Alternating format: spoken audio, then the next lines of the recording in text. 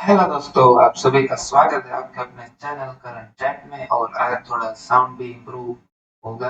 और आज हम डिस्कस करेंगे 5 जुलाई 2023 की न्यूज़। तो बढ़ते हैं न्यूज़ तक। और उससे पहले अगर आपने सब्सक्राइब नहीं किया है, सब्सक्राइब कर दीजिए और लाइक भी कर दीजिए और हमारे वीडियो को शेयर भी कर देना।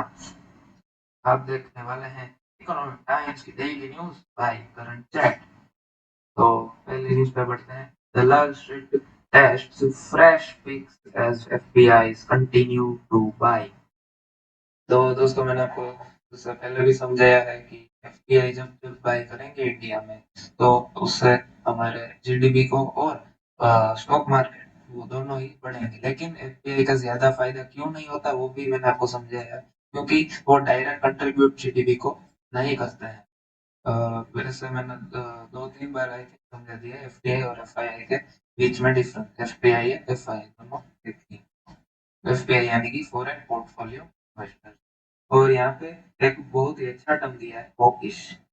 मीन्स सेंट्रल गवर्नमेंट में सेंट्रल बैंक जो होते हैं उनके स्टांस होते हैं।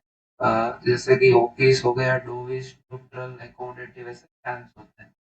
तो मैं आपको इसका मतलब, in order to keep inflation in check, the hawkish stance favors high interest rate। जैसे कि अभी आप मीन्स जो इन्फ्लेशन है वो बहुत ही हाई है, और अगर आपको कम करना है इन्फ्लेशन को तो क्या करना पड़ेगा, इंटरेस्ट रेट बढ़ानी पड़ेगी सेंट्रल बैंक को, ताकि लोन है वो और महंगी हो जाए। तो इस स्टैंस को कहते हैं हम हॉकिश। और डोविश इसका उल्टा होता है कि हमें जीडीपी को बढ़ाना है। इन्फ्लेशन अभी कम है और जीडीपी भी ग्रोथ कम है, तो बढ़ाने के लिए हम इंटरेस्ट रेट को कम कर देंगे ताकि हमें इजीली लोन मिल जाए। तो हॉकिश स्टैंस में यही है। और because of high interest rate, ये रहा, borrowing will become less attractive. इससे कम लोन लेंगे और मार्केट में मनी सप्लाई भी क्या होगी, कम, जिससे इन्फ्लेशन हो जाएगा कम। तो बस यही थे न्यूज़ में। Okay, next news. Sorry, merger won't adverse impact AI। AI यानी कि आर्टिफिशियल इंटेलिजेंस नहीं, यहाँ पे एआई यानी कि एयर इंडिया। तो अभी अभी हमने न्यूज़ में बात की थी कि एयर इंडिया और विस्तारा का मर्जर हो जाएगा। तो सीसीआई यानी कंपटीशन कमीशन ऑफ इंडिया ने मीन्स कुछ चेकिंग चेकिंग करनी थी कि मोनोपोली क्रिएट नहीं हो जाए। वैसे भी आप देख सकते हैं, इस डेटा को अभी हम समझेंगे, लेकिन एयर इंडिया और इंडिगो दोनों की मोनोपोली है। We can say duopoly. Duopoly यानी कि दो ही प्लेयर हैं मार्केट में, पूरे एयर इंडिया एयर एविएशन में, एविएशन इंडस्ट्री में दो ही मेन प्लेयर हम कह सकते हैं। कल भी हमने न्यूज कवर की थी कि स्पाइस जेट ने कैसे अपने लोन 100 करोड़ के रीपे कर दिए। तो ये एक अच्छा साइन है। लेकिन आप देख सकते हैं इस डेटा के, रफ कर देता हूँ आपको ठीक से दिखेगा तभी। यहाँ पे आप देख सकते हैं कि एयर इंडिया ग्रुप का शेयर और इंडिगो ग्रुप का शेयर, दिल्ली से मुंबई जाने वाले रूट में एयर इंडिया का शेयर है 49, इंडिगो का 30। तो कलेक्टिवली आप देख सकते हैं कि 80% फ्लाइट जो दिल्ली से मुंबई जाती है वो एयर इंडिया और इंडिगो। और ये सब डेटा आप देख सकते हैं इसमें से। तो ये अगर ये डुओपोली हो गई तो बहुत ही बुरा हो सकता है, क्योंकि प्राइस डिस्क्रिमिनेशन मैंने आपको समझाया। बढ़ते हैं नेक्स्ट। और आप होप आई थिंक ये आप समझ गए होंगे ओकेस्टा। और ये सब हो गई पॉलिटिक्स की न्यूज। बढ़ते हैं नेक्स्ट न्यूज की तरफ। Okay, banks told to push 3 lakh crore stuck budget home project. जिसमें वैसे कुछ खास न्यूज नहीं है, लेकिन इसमें कुछ बजट में एक स्कीम आई थी स्वामी है, उसका फुल फॉर्म यहाँ पे देख सकते हैं। ये रहा, special window for completion of affordable and mid income housing investment fund.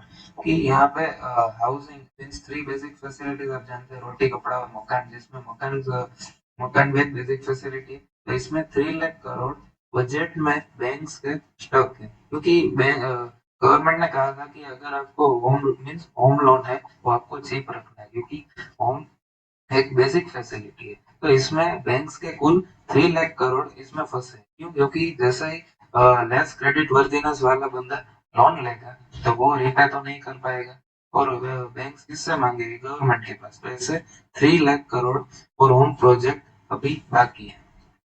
बस इसमें यही था, और यहाँ पे थोड़ा थोड़ा अपडेट था। सेंटर ने इतना करोड़ स्वामी फंड के लिए रिलीज किया। फिर और इसमें डिलीवर कितने 22,500 होम्स डिलीवर हुए हैं। Okay, water level at less than half of 75% of reservoir means यहाँ पे जैसे कि ये मेरा पूरा रिजर्वायर है और रिजर्वायर ऐसा वैसा नहीं होता, बहुत ही बड़े एरियाज में रिजर्वायर होता है। मीन्स इसमें पानी स्टोर रहता है, वो भी प्योर पानी, मीन्स अच्छा वाला जो ड्रिंकेबल पोर्टेबल वाटर होता है। और इसमें कहा गया water level at less than half means अगर 100 लीटर का एक मेरा रिजर्वायर है उसमें सिर्फ अभी 50 लीटर ही बचा है, और ऐसे कितना 75% ऑफ रिजर्वायर्स में 50 से भी कम पानी बचा है। और इसका मेन रीजन हम कह सकते हैं कि डेफिशिएंसी ऑफ रेनफॉल हमने कवर की थी खरीफ और रबी के बीच में डिफरेंस किया था, याद है? हाँ भाई। और इसमें डेटा दिया गया water level in 110 out of 146 reservoir are 1 minute, मैं नहीं देख पा रहा हूँ, are monitored by the central water commission. तो इसमें 110 को 110 146 में से 110 जो है वो सेंट्रल वाटर कमीशन रेगुलेट कर रहा है, और उन्होंने कहा है कि 40% are below capacity.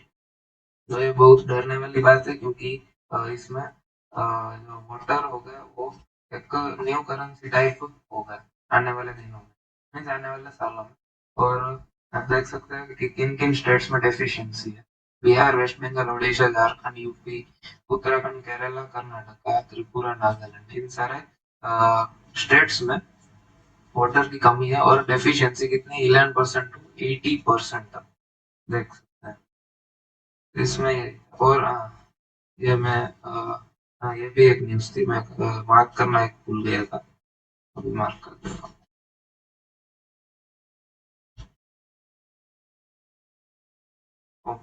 Government facilitator not regulated startup ecosystem Goyal, पहले तो पीयूष गोयल है, और ये है minister of commerce and industry. तो इन्होंने क्या स्टेटमेंट दिया है कि गवर्नमेंट एक फैसिलिटेटर है, रेगुलेटर नहीं है स्टार्टअप इकोसिस्टम में। तो अभी आपने शायद अगर आप यूट्यूब में बहुत ज्यादा एंगेज हैं तो अभी बहुत सारे यूट्यूबर्स और इन्फ्लुएंसर्स को गवर्नमेंट ने इनवाइट किया था कि आप कुछ सजेशन दीजिए और वो सब। तो इसमें स्टार्टअप्स की भी बहुत सारी बातें हुई होंगी। तो इसमें कहा है कि गवर्नमेंट एक फैसिलिटेटर है, रेगुलेटर नहीं। तो अगर आप शायद जानते हैं तो 1991 में इकोनॉमिक रिफॉर्म्स हुए इंडिया में, और आरबीआई का यहाँ पे स्टांस चेंज कर दिया गया, रेगुलेटर से फैसिलिटेटर हो गया। रेगुलेटर माने कि पूरे रूल्स और रेगुलेशन वही बनाता है, और उसमें बहुत ही स्ट्रिक्ट रहता है, और कुछ भी वो मीन्स परमिशन के बिना कुछ भी नहीं कर सकते, वैसे रेगुलेटर रहता है। और फैसिलिटेटर मीन्स कुछ एक डेमोक्रेटिक टाइप आप कह सकते हैं, डेमोक्रेटिक टाइप मीन्स फैसिलिटेटर में वही। और गवर्नमेंट यहाँ पे बोल रही है कि हम एक फैसिलिटेटर, रेगुलेटर नहीं है कि बहुत सारे rules regulation strict rules regulation बना दिए, हम फॉलो कुछ नहीं करेंगे और वो सब। बस यही था। और यहाँ पे एक अपना स्टार्टअप 20 समझ रखा है कि क्या है, वो एक G20 जो है पूरी कमेटी, उस उन्होंने एक फंड बनाया स्टार्टअप 20 जो पूरे ग्लोबल मार्केट में स्टार्टअप में इन्वेस्ट करेंगे। बस इस न्यूज में यही था, बढ़ते हैं नेक्स्ट न्यूज की तरफ। ओके, और ये यहाँ पे इसमें कभी कभी बहुत ही अच्छा डेटा आता है। तो यहाँ पे दिया गया है size of the oil market. तो आप देख सकते हैं कि क्रूड ऑयल का मार्केट आप देख सकते हैं, मार्केट साइज है 2.1 ट्रिलियन डॉलर। और यहाँ पे बहुत सारे इसमें दिए गए हैं जिसके मार्केट दिए हैं। आयरन ओर का 283 मिलियन डॉलर, और अगर हम इनका कलेक्टिव करेंगे तो भी हो रहा है 968 बिलियन डॉलर, जो कि इसका आता है। आप देख सकते हो। और इनका एनुअल प्रोडक्शन 2022 में कितना हुआ, क्रूड ऑयल का हुआ है 29.5 बिलियन बैरल्स। आप देख सकते हैं, जीरो में काउंट कर सकते हैं। हाँ, बस इस डेटा में तो यही था, सिर्फ मार्केट दी गई थी डेटा। और यहाँ पे हमने कल या परसों आई थी समझा था CSR means corporate social responsibility. और इसमें बहुत ही अच्छा डेफिनेशन टाइप दी गई है कि CSR provision under the companies act 2013 stipulate that a company with net worth of 500 crore or more वो भी मैं आपको समझाता हूँ। और a turnover of 1000 crore or more or a net profit of 5 crore or more during a financial year must spend 2%। हमने बात की थी कि 2% उनको CSR यानी कॉर्पोरेट सोशल रिस्पॉन्सिबिलिटी में देना होता है, लेकिन इनका क्राइटेरिया होता है कि अगर इससे ज्यादा है तो ही उनको 2% ऑफ नेट प्रॉफिट देना पड़ता है। तो इसमें क्राइटेरिया क्या है? कंपनी की नेटवर्थ 500 करोड़ या फिर उससे ज्यादा होनी। नेटवर्थ यानी कि total assets of companies minus total liabilities of companies easy, वो 500 करोड़ से ज्यादा होनी चाहिए। फिर यहाँ पे दिया गया है उनका टर्नओवर 1000 करोड़ से या फिर 1000 करोड़ या फिर उससे ज्यादा होना चाहिए। मीन्स टर्नओवर यानी कि उनका रेवेन्यू ज्यादा होना चाहिए 1000 करोड़ से। और नेट प्रॉफिट ऑफ 5 करोड़ या फिर वो 5 करोड़ नेट प्रॉफिट में अर्न करती हो ड्यूरिंग अ फाइनेंशियल, तो उन्हें 2% of the net profit CSR के टूवर्ड्स देना पड़ता है। मीन्स इसमें सिर्फ मैं आपको समझाने के लिए इस आर्टिकल में ले आए, बाकी उसमें कुछ खास नहीं है। तो okay, Piramal capital to sell more loan for 1669 कर तो कल ही ऐसा परसों ARC का पूरा मैंने कॉन्सेप्ट आपको समझाया था। अगर आपने वो नहीं देखा तो मैं आपको नीचे लिंक दे दूंगा। 4 जुलाई का शायद, मैं बात चेक करके आपको लिंक दे दूंगा। एसेट रिकंस्ट्रक्शन कंपनीज का मतलब और पूरा कॉन्सेप्ट क्या होता है, तो आपको ये न्यूज समझ में इजीली आ जाएगी। और पिरामल कैपिटल, और जिनको समझ में आ गई है तो उनके लिए Piramal capital to sell more loan for 1669 crore, यानी कि जेएम फाइनेंशियल ARC को इन्होंने 1669 करोड़ की और लोन सेल कर दी है अभी। ओके, टीआईआई नेट सेलर्स, तो ये थोड़ी सी पूरी न्यूज है, क्योंकि क्योंकि जब मार्केट में सेलिंग होती है तो मार्केट कम हो जाएगी। ये आप कह सकते हैं कि एक रूल ही है, क्योंकि सप्लाई जब बढ़ेगी तो प्राइस की सॉरी सप्लाई जब बढ़ेगी तो प्राइस होगा कम, क्योंकि लेने वाले बायर्स थोड़े से, इतने बायर्स और इतनी सप्लाई, तो ये इसका क्या करेंगे इतने में से। आपको डायग्रामेटिक मैंने आपको समझे, लेकिन इकोनॉमिक्स का सिंपल रूल है। तो यहाँ पे DI यानी कि domestic institutional investor net sellers रहे, मींस उन्होंने टोटल जितनी बाइंग की और टोटल जितनी सेलिंग की उसमें से सेलिंग थी ज्यादा, तो उन्होंने, आप देख सकते हैं यहाँ पे 785.48 करोड़ की सेलिंग की है नेट।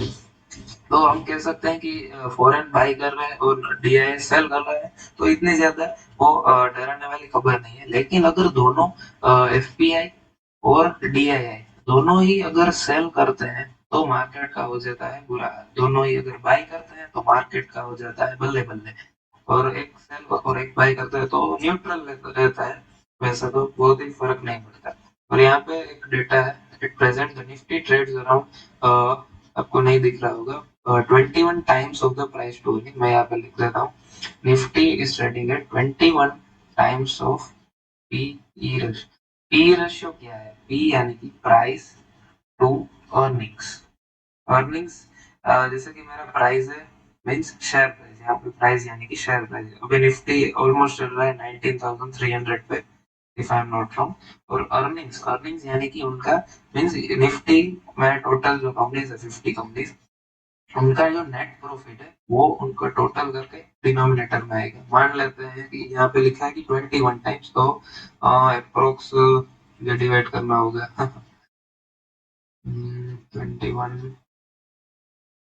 21, यहाँ पे 1000 है, वे मान लेते हैं सिर्फ, तो यहाँ पे हो जाएगा 90.3। तो ये होगा हमारा पीई रेशियो।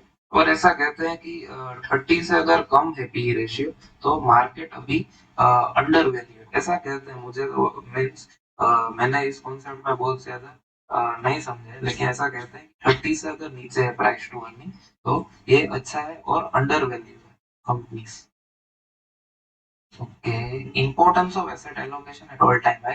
तो एक मैं आपको ये टर्म समझाने के लिए यही मैंने आपको ये मार्क किया है कि एसेट एलोकेशन का मतलब क्या है, कि आप नो डाउट इन्वेस्ट करेंगे, इन्वेस्ट अगर सिर्फ, और वॉरेन बफेट ने भी कहा है कि never put your eggs all eggs in one basket, यानी कि एक बास्केट में हमें सारे अपने एग्स नहीं रखने चाहिए। बेसिकली वो डाइवर्सिफिकेशन पे फोकस करते हैं। वो शेयर मार्केट में डाइवर्सिफिकेशन की बात करते हैं, लेकिन यहाँ पे एसेट एलोकेशन का मतलब है कि अगर आपके पास 100 रुपीज है तो आपको पूरे 100 रुपीज शेयर मार्केट में ही इन्वेस्ट नहीं करना चाहिए। आपको 20 रुपीज, सिर्फ ऐसे ही मैं फिगर ले रहा हूँ, 20 रुपीज शेयर मार्केट में, 10 रुपीज की एफडी अगर आपको अच्छा लगता है, बॉन्ड्स में कुछ इन्वेस्ट करें, ऐसे एसेट एलोकेशन। बेसिकली इसका मतलब यही है कि आपको सिर्फ अपने सेविंग्स पूरे एक ही इन्वेस्टमेंट में नहीं डालना चाहिए, कुछ म्यूचुअल फंड, शेयर मार्केट ऐसा है, पूरे एलोकेट कर देना चाहिए। ओके। हाँ, Byju's promoter sold shares worth $409 million since 2015, यानी कि बायजूस के प्रमोटर्स, यानी कि उनके जो फाउंडर बायजूस रविंद्रन, उनके भाई और वो सब, उन्होंने टोटल $409 million के शेयर्स सोल्ड किए हैं सिंस 2015। अब उनकी वैल्यूएशन है आई थिंक $5 बिलियन के आजू बाजू है उनकी वैल्यूएशन। तो 400 अप्रोक्स कितना होगा, 4/50 अगर हम करेंगे तो अप्रोक्स होगा ये 8%। तो 8% से उन्होंने सेल किया है 2015 से उनका शेयर, और वो भी 53% डिस्काउंट पे, कुछ कुछ तो यहाँ पे देख सकते हैं डिस्काउंटेड। और इनके अब इन्वेस्टर आप देख सकते हैं बहुत ही बड़े बड़े। Byju's secondary transaction included silicon sorry silver lake partners, black rock, और ये बहुत ही बड़ी फर्म है ब्लैक रॉक। फिर चैन जुकरबर्ग, अगर आपने जुकरबर्ग, मार्क जुकरबर्ग का नाम सुना है तो ये इनकी वाइफ है। और ये सब बहुत ही बड़े बड़े इन्वेस्टर्स ने इनके शेयर्स ले रखे हैं, लेकिन अब क्या फायदा, क्योंकि इनकी वैल्यूएशन $22 बिलियन से क्या हो गई है, $5 बिलियन। ओके, तो बढ़ते हैं नेक्स्ट न्यूज की तरफ। हाँ, मैं मार्क करना ही भूल गया। Demand for white-collar talent up 5% in June as non-tech hiring picks up। तो पहले ये आप पूरा समझ लीजिए कि टाइप्स ऑफ वर्कर्स, ये रहा, मैंने यहाँ पे पूरा लिस्ट दे रखा है कि टाइप्स ऑफ वर्कर्स कौन से हैं। आप एक बार अच्छी तरीके से पढ़ लेना। मैं एक सेकंड के लिए स्टॉप हो रहा हूँ, आपको स्क्रीनशॉट लेना है तो भी ले लीजिए। ओके। तो इसमें टाइप्स ऑफ वर्कर यहाँ पे स्पेसिफिकली क्या है, व्हाइट कॉलर वर्कर। तो ये कौन सा is a salaried professional, refers to office workers and management in general, यानी कि जो सैलरीड है और ऑफिस, आप कह सकते हैं कि ऑफिस वर्क, ये तो बेसिक टर्म है, आपको आना ही चाहिए। हम न्यूज समझते हैं क्या है, कहाँ गई ये। Demand for white collar talent up 5% in June as non-tech hiring picks up। तो इसमें कहा गया है कि व्हाइट कॉलर की जॉब है उसको वो 5% से बढ़ी है जून में। क्यों? क्योंकि non tech hiring picks up, यानी कि व्हाइट कॉलर में हमने देखा कि ऑफिस वर्क और जो मेनली है वो है मैनेजर्स। तो इसमें टेक की रिक्वायर बहुत ही कम होती है। तो इसमें नॉन टेक हायरिंग के, नो मीन्स टेक हायरिंग के कम होने से जो ऑफिस मैनेजर वो सब होता है उनकी हायरिंग बढ़ गई है 5% से। ओके, तो शायद ये आखिरी न्यूज थी, एक बार चेक कर लेता हूँ। हाँ, बस ये आखिरी न्यूज ही थी, तो एक सेकंड तो भी मैं देख लेता हूँ। अच्छा, और यहाँ पे आप देख सकते हैं ओपेक प्लस, ये पूरा कार्टेल है, oil oil oil and petroleum exporting countries. तो ये पूरा कार्टेल है। इसमें आप देख सकते हैं 23 मेंबर्स हैं, और इसमें बहुत सारे मीन्स ये ओपेक प्लस में तो अब ये यूएस और वो सब भी आ गए, लेकिन मेन है ओपेक। इसमें ये सब सऊदी अरेबिया, ईरान, इराक और वो सब मेन मेन प्लेयर्स जो है, रशिया, वो सब आते हैं, जो कि ऑयल की डिमांड और सप्लाई को ऐसे ऐसे ऊपर नीचे करते हैं, जिससे उनका प्राइस एक दिन में बहुत ही ज्यादा पूरा वो क्या कहते हैं, वोलेटाइल बन जाता है ऐसे ऐसे। और अभी सऊदी और रशिया दोनों ने 5 लाख बैरल्स पर डे